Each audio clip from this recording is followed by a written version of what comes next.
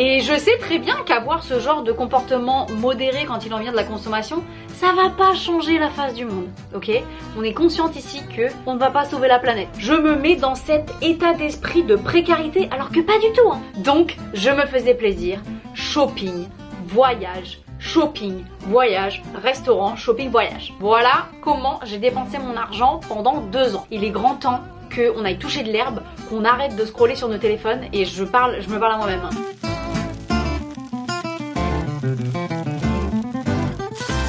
Hi! Bienvenue dans cette nouvelle vidéo. Comment se passe votre mois d'août?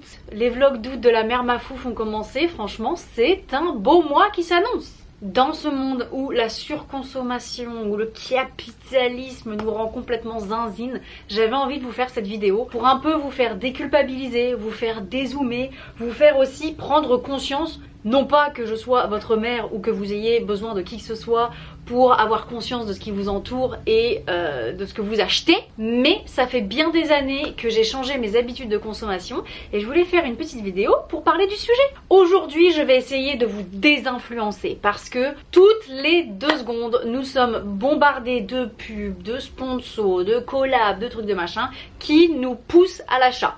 Et moi, ce dont j'ai envie de vous parler, c'est de l'achat raisonnable et raisonné. Dans cette vidéo, mon but n'est absolument pas de faire culpabiliser, mais de parler plutôt d'une consommation plus durable, plus intelligente, plus réfléchie. Et donc, plus économique sur le long terme. C'est pour ça que ça fait complètement sens que cette vidéo soit sponsorisée par Evenco. C'est une marque de culottes menstruelles que j'utilise personnellement depuis des années déjà et qui m'a permis du coup de dire au revoir aux serviettes et aux tampons. Non seulement ça m'évite d'acheter des protections jetables tous les mois, mais en plus de ça, je suis carrément plus sereine quand j'ai une culotte de règles. J'ai pas ce souci de est-ce que je vais avoir une fuite, est-ce que je vais me sentir humide toute la journée, est-ce qu'il va y avoir des odeurs. J'ai rien de tout ça et je pense que c'est un investissement que j'aurais dû faire bien plus tôt. Et ça aussi c'est une forme de consommation consciente, puisque au lieu d'acheter des choses qui polluent, qui en plus ne sont même pas bons pour moi parce que la plupart du temps c'est blindé de produits chimiques, de trucs de machin, je préfère investir et choisir une solution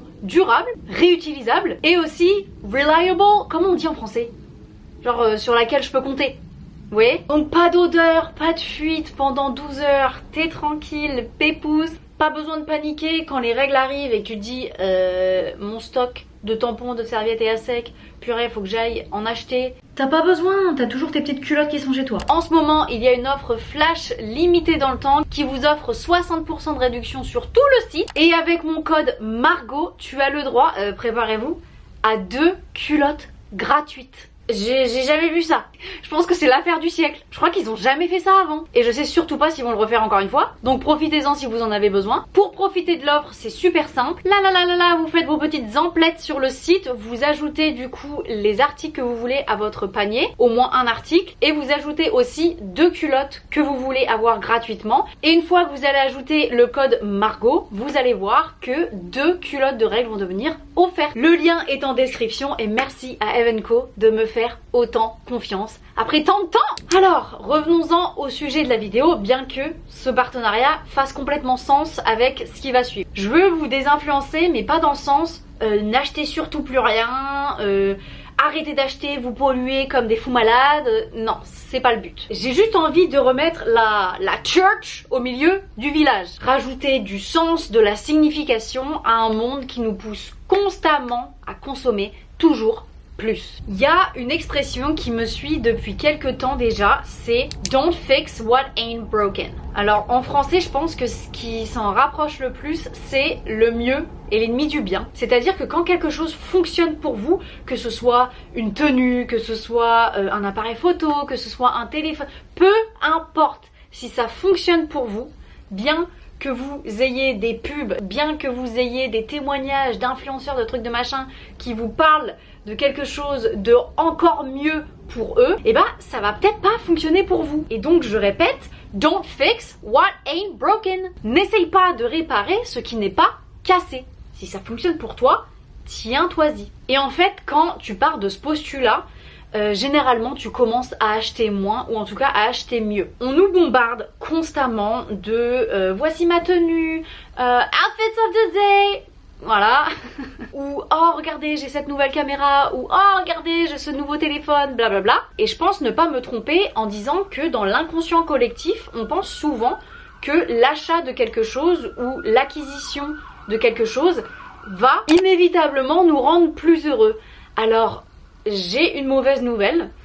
Oui, ça va nous rendre plus heureux, mais ça va nous rendre plus heureux 5 minutes. Le temps de recevoir le colis et de le déballer, le temps de donner sa carte bleue à la caissière, le temps d'ouvrir son nouvel appareil photo, etc. Oui, on va avoir de l'euphorie, un petit pic d'adrénaline, un petit pic de dopamine, mais ça va redescendre aussi vite que c'est monté. Et on passe juste à la suite, à l'objet d'après, à l'autre chose qu'il faut absolument qu'on achète pour s'autoriser à kiffer la vie. Et ma foi, cette quête consciente ou inconsciente du bonheur éphémère, en plus d'être émotionnellement drainante et fatigante, ça coûte aussi un rein. On peut être amené à dépenser des fortunes dans des choses complètement futiles, dans des choses dont on ne va pas se servir, dont on n'avait pas réellement envie, et au final, le vide qu'on essaye de combler, il est toujours là. Je vais pas partir dans une tangente psychologique, mais je vous assure qu'il est grand temps qu'on aille toucher de l'herbe, qu'on arrête de scroller sur nos téléphones, et je me parle à moi-même, qu'on crie un bon coup dans son oreiller et que les femmes soient enfin au pouvoir. Mais ça, c'est une discussion que 50% de la population n'est pas prête à avoir. De mon côté, ça fait déjà quelques années, je dirais au moins 4 ans, que mes habitudes de consommation ont drastiquement changé. On revient de très loin. Très loin. Quand j'étais au pair ici aux États-Unis de 2018 à 2020, j'avais pas vraiment de responsabilité, je vivais ma petite vida loca, voilà, et le salaire que je percevais tous les mois, c'était de l'argent de poche. Parce que j'avais pas de loyer à payer, j'avais pas d'essence à payer, j'avais pas d'assurance à payer, c'était vraiment la belle vie. Donc je me faisais plaisir, shopping, voyage, restaurant, shopping, voyage. Voilà comment j'ai dépensé mon argent pendant 2 ans. Sauf que à la fin de mes 2 années, mon visa a expiré, il a fallu que je retourne en France. Refaire les valises pour rentrer en France après 2 ans. Hilarious. Pour vous la faire courte, je me suis retrouvée après avoir fait un gros tri. J'ai fait 3, 4, 5 allers-retours au centre de donation à côté de chez nous parce que littéralement j'avais trop, parce que 30% de ce que j'avais acheté avait toujours l'étiquette, que je ne le portais pas, que en me rendant à l'évidence, je me suis dit que je les porterais jamais. Donc j'ai énormément fait de donations, et pour ce que je voulais garder, j'ai fait appel à un service qui s'appelle, je crois, Send My Bag, et en gros je payais pour envoyer des valises en France chez mes parents. Au total, pour expédier mes fringues, et seulement mes fringues, ça m'a coûté la maudite somme de 500 $. 500 $, juste pour des fringues. Donc ça, c'était en 2020. Je rentre en France, le Covid, ça n'en finit plus, et vas-y qu'on a des couvre-feux, des trucs, des machins. Je refais un gros tri, je vends plein de choses sur Vinted. Fast forward to l'année d'après, je reviens aux États-Unis avec mon petit mec, on décide de se marier, bamos, je commence la procédure pour l'immigration, et à partir du moment où je donne mon dossier jusqu'au moment où je reçois mes papiers, pendant ce laps de temps, pendant cette année-là, je n'ai pas le droit de travailler. Donc, je tombe dans une petite dépression. Non, vraiment, j'ai été dépressif. Il y a pas d'autre mot. J'étais vraiment au fond du seau, au bout du Rolls. Et l'un des symptômes de ma dépression, c'était littéralement de mettre mon cerveau en mode survivor, en mode je ne fais pas d'argent, je n'ai pas de revenus, donc je suis pauvre, je me mets dans cet état d'esprit de précarité, alors que pas du tout, hein. Pas du tout, on était capable de vivre mais sereinement avec seulement le salaire de mon mec, mais je sais pas pourquoi mon cerveau il a switché, il a pété une durite. Je n'ai jamais dans ma vie été en situation de précarité, et quel putain de privilège de pouvoir dire ça, mais je sais pas pourquoi mon cerveau à ce moment-là s'est mis en mode tu ne fais pas rentrer d'argent, donc tu ne vas pas dépenser un seul putain de centime. C'était un extrême qui, je pense, n'était pas nécessaire, mais en tout cas, c'est comme ça que mon mode de consommation a drastiquement changé. Je suis passée du tout au tout, je suis passée de 2 ans où je dépensais ma thune à fond la caisse dans plein d'enseignes de fast fashion à je n'achète pas une seule fringue pendant, je crois ça a duré 1 an quoi. 1 an, je n'ai rien dépensé. Mais le bon côté dans ça, c'est que j'ai supprimé complètement ce que j'appelle les impulsions d'achat. Grâce à cette période-là, j'ai aussi arrêté de faire les magasins. C'est-à-dire que quand je me pointe dans un centre commercial, c'est avec un but précis. Je sais ce que je veux, je sais généralement déjà où le trouver et je m'en tiens à ma petite liste. Oui, certes, je me fais des plaisirs de temps en temps, mais je ne fais pas n'importe quoi. Et bien évidemment, le monde part en vrille, la vie est assez compliquée, on bosse comme des yinches à longueur de temps, donc oui, je m'octroie quand même des plaisirs. Mais ça devient beaucoup plus rare qu'avant, parce qu'avant, m'octroyer des plaisirs, c'était 99% de ma consommation, et de tout et n'importe quoi, hein. Je parle électronique, je parle vêtements, je parle chaussures, je parle décoration, tout et n'importe quoi. Ouais, maintenant, le postulat, le mantra, c'est d'avoir un comportement d'achat raisonnable et raisonné. Je ne vous pousse pas à vivre en ermite avec un t-shirt troué et un slip usagé. Non, je le répète et je le souligne, il est quand même important de se faire plaisir. Je vais surtout parler en mon nom, en tant que petite militante des bacs à sable. J'ai remarqué que déjà d'une part les actualités me drainent énormément de ma joie de vivre, voilà on va dire ce qui est. Et je me souviens il y a des mois, je suis tombée sur une vidéo de Lodoniri, un créateur de contenu que j'adore sur TikTok. Il expliquait que le militantisme a besoin de joie. Parce qu'il y a une expression en anglais qui dit You cannot pour from an empty cup. C'est-à-dire que tu ne peux pas verser l'eau d'un verre vide. Donc il faut qu'on ait notre jauge qui se remplisse quand même. Et si ça passe par l'achat d'un magasin de glace miniature à construire soi-même, que grand bien nous fasse. La vie est déjà assez dure, assez compliquée pour que il y ait des petites donneuses de leçons sur les internets qui vous disent de couper les vannes et de vivre, ouais, comme je disais tout à l'heure, avec un t-shirt troué, un slibard et une fourchette quoi. Voilà, à un moment faut ajouter un peu de nuance, un peu de modération et dans tout. Et c'est cet équilibre là que j'essaye de trouver, d'être contente de ce que j'ai, de me contenter de ce qu'il y a déjà dans mon environnement plutôt que de toujours courir après ce que je n'ai pas, après ce que je devrais avoir, après ce que Pierre-Paul Jacques a, donc je dois moi aussi le posséder, sinon ça fait de moi une personne complètement has-been, à la traîne et pas dans l'air du temps. Et je sais très bien qu'avoir ce genre de comportement modéré quand il en vient de la consommation, ça va pas changer la face du monde, ok? On est consciente ici que on ne va pas sauver la planète. Juste pour mon bien-être et le fait que je veuille dormir la nuit, je me dis au moins j'essaye à ma petite échelle de ne pas rendre cette planète encore plus invivable que ce qu'elle ne l'est déjà. Voici quelques petites habitudes que j'ai mis en place. Premièrement, j'en parlais déjà tout à l'heure, c'est que je me questionne sur l'achat que j'ai envie de faire. Est-ce que je le voulais déjà il y a 6 mois? Est-ce que je le voudrais encore dans 1 an? Et généralement, ça fait déjà un peu le tri. En plus de ça, si je veux faire un achat en ligne, et cette règle, je n'y déroge jamais, je mets l'article en question dans mon panier et j'attends. J'attends. Et 9 fois sur 10, j'oublie que je voulais acheter ce truc. Non, mais c'est quand même fou. Si je ne clique pas dans les 5 minutes qui suivent, il y a 90% de chances que j'oublie que je voulais acheter ça et que du coup je me rende compte que j'en ai pas besoin puisque j'ai complètement oublié l'existence de cette chose, ce qui fait que je vais pas l'acheter quoi. Troisièmement, et ça c'est clair, net et précis, j'essaye de limiter le temps que je passe sur les réseaux sociaux parce que oh là là là là, typiquement il y a quoi, je crois 4 ans, j'ai arrêté de suivre Noolita que je trouvais et que je trouve encore incroyablement stylé parce que la plupart de ses collabs et la plupart de ses posts, de ses stories, c'était juste nous pousser à l'achat.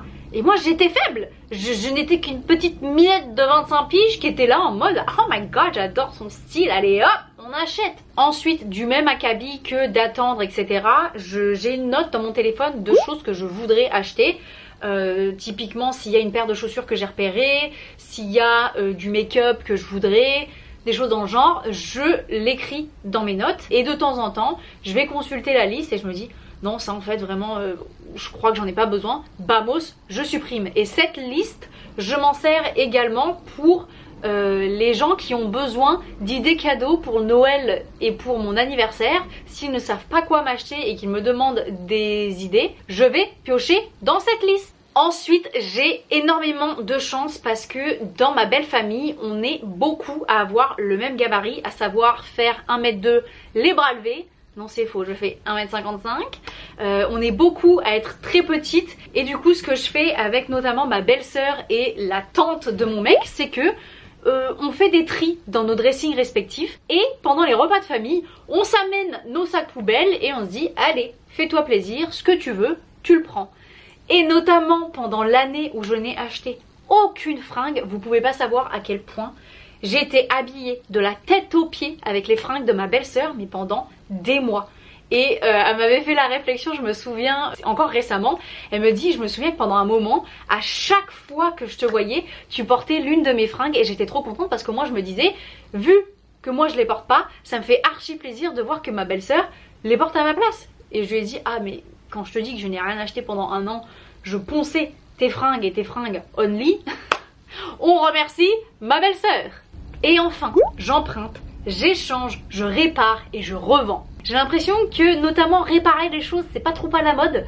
On se contente généralement de foutre ça à la benne dès que ça ne fonctionne plus. Moi, je suis vraiment dans l'optique de réparer. Notamment des fringues que je tâche, des fringues que je troue, des appareils électriques qui ne fonctionnent plus, de la déco qui se casse mais qui est réparable. Pour moi, beaucoup de choses ont le potentiel d'avoir une seconde vie.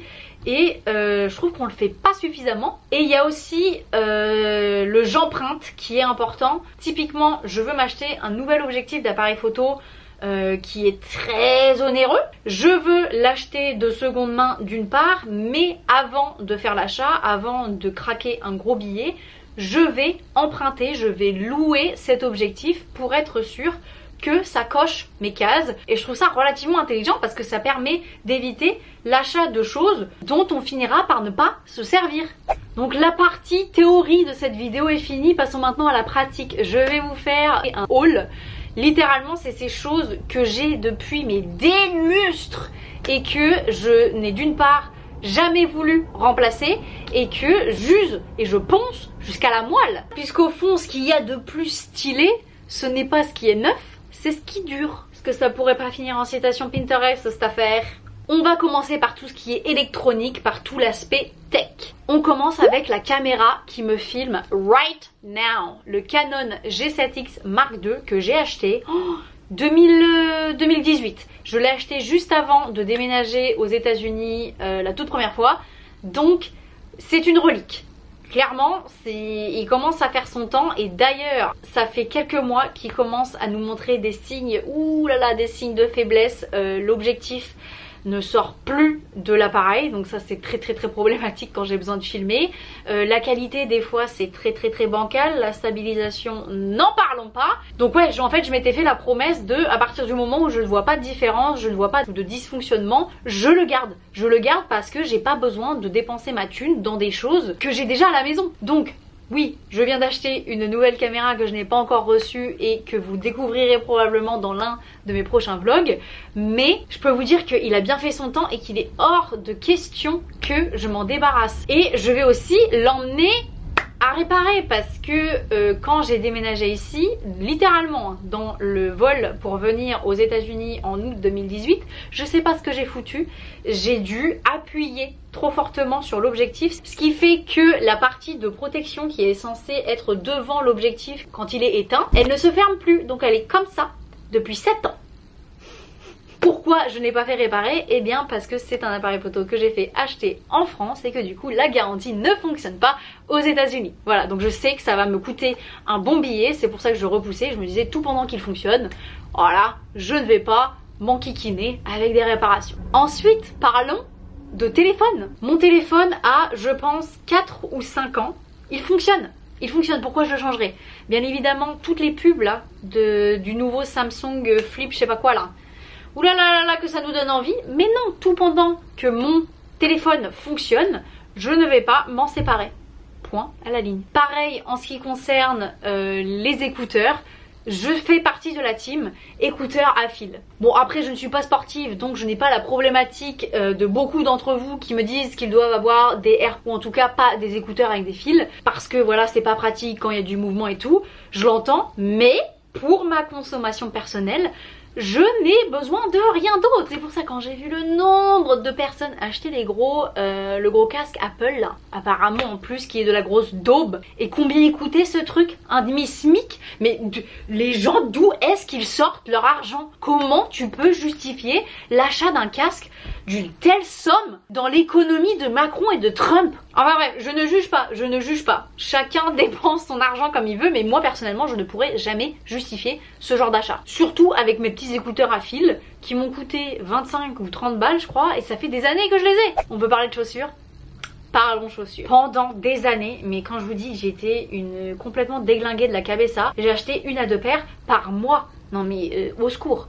Au secours! On va commencer par le nerf de la guerre, ces pompes que j'ai achetées en 2018 ici aux États-Unis et que je n'ai jamais lâchées. Mes Doc Martens! J'arrive à garder mes affaires, mais genre une décennie quoi. Là, 2018, on parle déjà d'une paire de pompes qui a 7 ans. Et bien évidemment, il y a des signes d'usure, mais pour moi, ça n'enlève rien à la beauté, j'allais dire la praticité, mais c'est absolument faux parce que 7 ans plus tard j'ai toujours des putains d'ampoules aux pieds à chaque fois que je les porte. Mais j'aime beaucoup leur versatilité. Est-ce un mot? Je ne sais pas. Bref, ça va avec tout, c'est ça que je veux dire. Une autre paire de chaussures, et ça je sais pas si vous allez les voir venir, une paire de ballerines.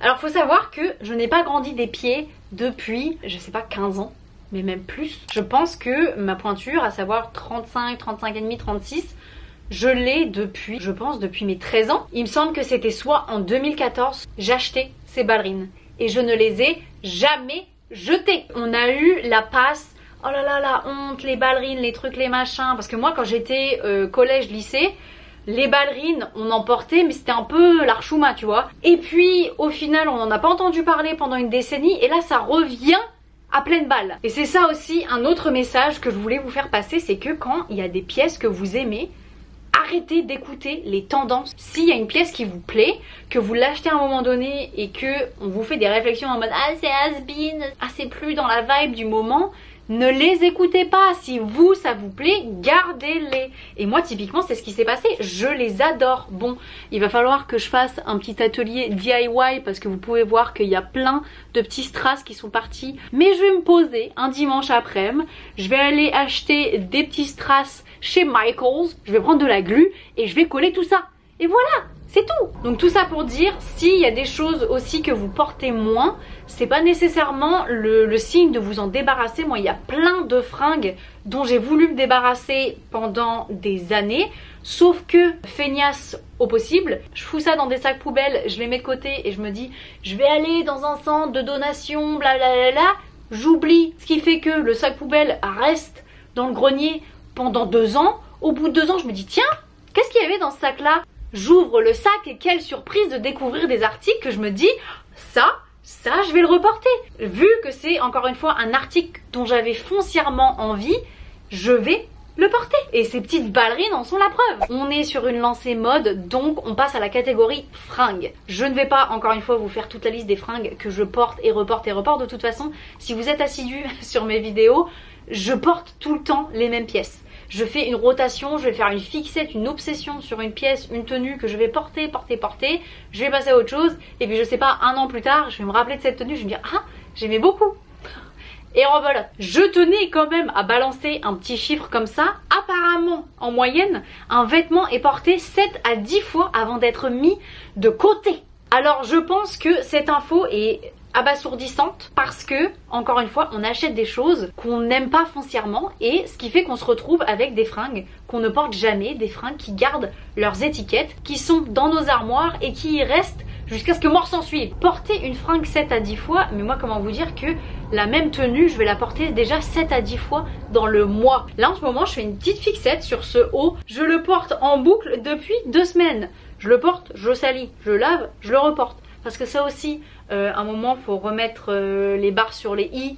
Non, les points sur les i et les barres sur les t. Les fringues se lavent. Donc arrêtez de faire culpabiliser les gens quand ils reportent les mêmes fringues. C'est complètement normal chez le commun des mortels, ok? Ici on n'est pas sur Instagram à Ibiza ou que sais-je. Aussi, petit point important, même si ma morphologie et mon poids ont un peu fluctué ces 15 dernières années, et ouais, normal, genre je vieillis, je suis une femme, je fais 1m55, j'ai arrêté de grandir très vite. Donc ça fait aussi très longtemps que je fais à peu près la même carrure. Ce qui fait que j'ai la possibilité de garder mes fringues, encore une fois, pendant des années. Donc en fringues, j'ai fait une toute petite sélection, je vais vous présenter 3 articles que j'ai depuis la nuit des temps, que je ponce, reponce et use à l'usure. Vous l'avez vu depuis... ça fait depuis 2018 que je l'ai. Donc en fait, si vous êtes là depuis la création de ma chaîne, je ne sais pas combien de fois vous avez dû voir cette petite chemisette de chez Primark que j'ai acheté, donc comme je le disais, il y a 7 ans. Et ça tient à mort. Bon, ça commence un peu à pelucher parce que ici aux États-Unis, en plus de la machine à laver, vous avez aussi le sèche-linge. Il n'y a pas d'étendoir, d'étente à linge, de... comment on appelle ça, cardan... Oh, je sais plus comment on dit. Trucville là. Carcanville. Oh, mais non mais ça va pas ou quoi? J'ai un court-circuit là. Ensuite, ce petit chemisier à pois de chez H&M, même rengaine, et encore plus vieux parce que je me souviens que j'avais posté une photo sur Instagram quand j'étais dans mon appartement à Rennes. Donc j'étais dans mon appartement à Rennes quand j'étais en Master 1. Donc j'avais entre 21 et 22 ans. J'en ai 30. Voilà, est-ce que c'est bon pour vous? Et je l'adore. Dernièrement, je l'ai porté de façon différente pour la toute première fois. Plutôt que de le porter simplement comme ça, je le mets en superposition d'un t-shirt blanc. J'aime trop l'effet. Donc oui, même des anciennes pièces, j'arrive à leur faire retrouver un petit... une petite vibe fraîche et nouvelle en les portant d'une façon différente. Et bien évidemment, ma doudoune Uniqlo qui date soit de 2018, soit de 2019. Quand j'étais au pair, je suis allée voir ma copine Maureen à Boston. Écoutez-moi bien, je me suis pointée à Boston en hiver avec une veste en jean et des Vans. Et vous savez ce qui s'est passé ce week-end-là? On a eu une tempête de froid et de neige. J'ai, pendant ce séjour, vécu les températures les plus froides de toute ma life. Moins 26 degrés Celsius ressenti, je sais plus, moins 30 ou une connerie comme ça. Autant vous dire qu'il a bien fallu que j'investisse. Cette petite chose, sachez que voilà, elle me suit depuis des années et qu'elle était en très bon état jusqu'à temps que Phil, là, Philogène, se ramène dans ma life et me fasse un petit trou avec ses chicots de petits chiots là. Vous savez quand ils ont les chicots bien pointus quand ils sont bébés. J'ai un peu de rembourrage qui se fait la malle, mais écoutez, ça fonctionne toujours. Et jusqu'à temps que ça ne fonctionne plus, je ne m'en débarrasserai pas. Et d'ailleurs, il serait peut-être temps que je fasse un petit truc, une petite couture pour le trou. Ce serait quand même judicieux de ma part. Passons à la petite catégorie accessoires et bijoux. En 2018 ou 2019, j'ai acheté ma première paire de Ray-Ban qui ne m'a pas quittée depuis. Vous vous demandez peut-être pourquoi il n'y a pas de petit logo Ray-Ban ici. Eh bien figurez-vous que je suis allée chez un opticien en France et qu'ils me les ont mises à ma vue. Voilà, donc c'est pour ça que je ne les quitte pas. Sauf que elles ont de la bouteille, elles se sont faites écraser, elles ont pris cher. Elles ont pris très cher. Mais je ne les lâcherai pas. Alors là, j'avais oublié l'existence de cette montre. On m'a offert cette montre à mes 18 ans. Je l'ai ressortie aujourd'hui parce que dernièrement, je mixe l'or et l'argent dans mes bijoux et je me suis rappelé que j'avais cette montre Marc Jacobs, très belle montre qui n'a plus de pile depuis des lustres et que mon tonton Alain et ma tata Sandrine m'avaient offert quand j'ai eu 18 ans. Donc c'était pour moi un cadeau absolument extraordinaire, ça l'est encore à l'heure actuelle, mais surtout avec mes yeux d'enfant, parce que oui, un bébé. Ok, c'était pour moi la chose la plus onéreuse que je possédais et j'en étais tellement fière. Il y a quelques petites rayures sur le carreau, peut-être que je le ferai réparer éventuellement, mais ça ne m'empêche pas de la porter et j'ai de la chance, elle reste quand même relativement à ma taille parce que bon, on a pris un petit peu de kilos depuis nos 18 ans, mais je l'ai ressorti et c'est reparti. Je ne pouvais pas faire cette vidéo sans parler de ce sac. Ce petit sac Lancaster que j'ai acheté pour 10 € sur Vinted en 2021 je crois. Je le quitte pas. J'ai pété le truc là. Bon, la fermeture éclair marche super bien, mais c'est pas très pratique quoi, mais faut juste que je rajoute le porte-clés et ça passe. il est trop beau ce petit sac et ça vieillit tellement bien. Dans cette catégorie accessoires bijoux, je voulais caler quand même ce combo lèvres. On est dans une ère où les gens sont capables de nous proposer différents combos lèvres, à savoir un crayon à lèvres, un gloss ou un rouge à lèvres, différents tous les jours. Comment vous faites? Combien de produits à lèvres avez-vous? Personnellement, j'ai acheté ces deux trucs-là après le mariage de l'une de mes meilleures amies parce que sa sœur, Anna, t'étais si belle ce jour-là. Enfin, t'es belle tous les jours de l'année, mais particulièrement pendant le mariage de ta sœur. Elle m'a fait acheter le gloss Fenty Glow Gloss Bomb et le crayon à lèvres Huda Beauty Pinky Brown. Ça fait 1 an que je les ai et je n'en suis certainement pas arrivée à la fin. Donc je sais pas comment les gens se démerdent en ayant 50 000 produits à lèvres.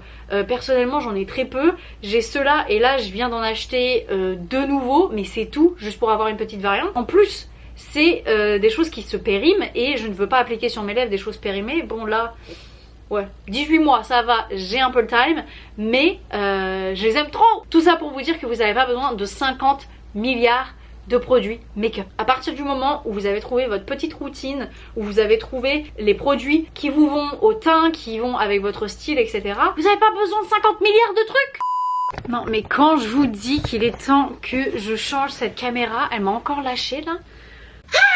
Parlons d'objets complètement random mais qui durent dans le temps. Ma valise. Ma valise, je l'ai achetée, il me semble, à l'occasion de mon premier vol. Et quel âge j'avais? Je sais pas, j'avais peut-être 19 ans.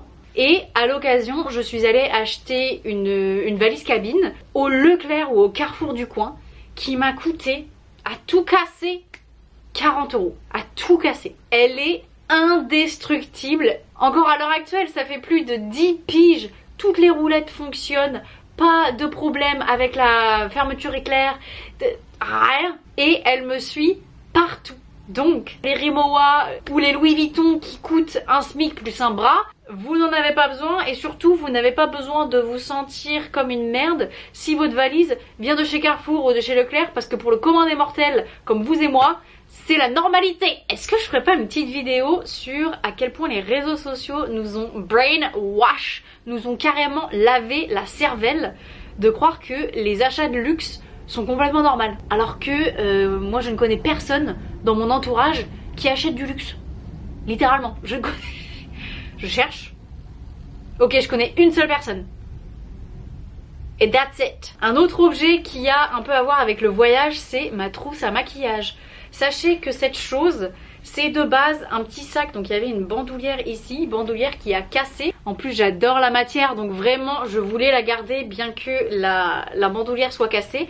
Et j'en ai fait ma trousse à maquillage qui me suit pareil depuis je pense une décennie. Alors je ne prends pas particulièrement ou consciemment soin de mes affaires, mais preuve en est que inconsciemment je me démerde quand même super bien. Bref, j'arrête de me lancer des fleurs, mais si on prend soin de ses affaires, on les garde. Et enfin un truc que je voulais ajouter, surtout depuis que je suis aux États-Unis, parce que ça peut prendre des proportions absolument énormes quand il en vient des décorations saisonnières. Alors ici aux États-Unis, ils sont adeptes de décorer et de rebrander toute la baraque du sol au plafond à la moindre occasion. Que ce soit Thanksgiving, Halloween, Noël, the 4th of July, il y a toujours une bonne raison pour changer toute la déco de la baraque. Ma personne, absolument pas. Déjà, j'ai très peu de décorations saisonnières à part Noël. Donc Noël, j'ai acheté un sapin en plastique qui fait tellement bien l'affaire. Je l'ai acheté il y a 4 ou 5 ans. On le sort tous les ans, surtout, attends, pour l'utilisation que t'en as, tu le sors pendant 1 mois par an. Un moment, voilà. Et aussi, toutes les boules et les décorations de Noël, je n'en achète pas des 1000 et des 100 tous les ans. Non, j'ai mon petit stock qui me convient bien. Si vous le faites, franchement, si c'est ça qui vous donne du bonheur, allez-y, allez-y. Moi, je m'en tiens à ce que j'ai, ça me va très bien. Tous les ans, au pire, j'achète un petit truc parce que à la rigueur c'est symbolique, qu'on a été dans un marché de Noël et que ça nous fait un petit souvenir, voilà, à la rigueur. Mais je ne vais pas racheter tout l'attirail à chaque Noël. À un moment, voilà, un peu de bon sens. C'est la fin de ce haul. Si vous pouvez prendre 5 petites minutes pour regarder autour de vous et apprécier ces objets qui vous entourent et qui font partie de votre paysage depuis des années, parce que franchement, on devrait give ourselves a pat on the back. On dette ça dans une société qui nous pousse toujours à consommer. Moi, je suis quand même grave contente qu'on soit quand même raisonnable et raisonné et que on n'achète pas 50 milliards de paires de chaussures par mois, 50 milliards de sacs, de fringues, de décorations, de nouveaux trucs high-tech dont on va jamais se servir, etc. etc. C'est important de le mentionner et de se féliciter. Je vous invite aussi à faire un petit tri dans vos placards, dans votre dressing, dans vos armoires, dans vos tiroirs pour trouver ces choses qui sont à l'abandon, qui ne reçoivent pas d'amour de votre part. Personnellement, j'ai un grand carton dans lequel je mets plein de choses à donner et là typiquement mes cousines viennent d'arriver aux US et je sais qu'elles vont aller trifouiller là-dedans et qu'elles trouveront quand même pas mal de choses qui leur feront plaisir. Mais ça me rassure de savoir que des objets que j'ai et dont je ne tire pas le full potentiel peuvent trouver une meilleure maison, peuvent trouver un foyer qui les utilisera, qui les usera jusqu'à la moelle. Bref, j'espère que pendant cette vidéo, je suis pas passée pour la meuf donneuse de leçons qui sait mieux que tout le monde et patati patata. C'est vraiment juste pour partager mon expérience, donner quelques conseils à droite à gauche et pourquoi pas, si vous voulez adopter quelques-unes de mes habitudes pour faire du bien à votre porte-monnaie premièrement et aussi deuxièmement à notre petite planète, franchement.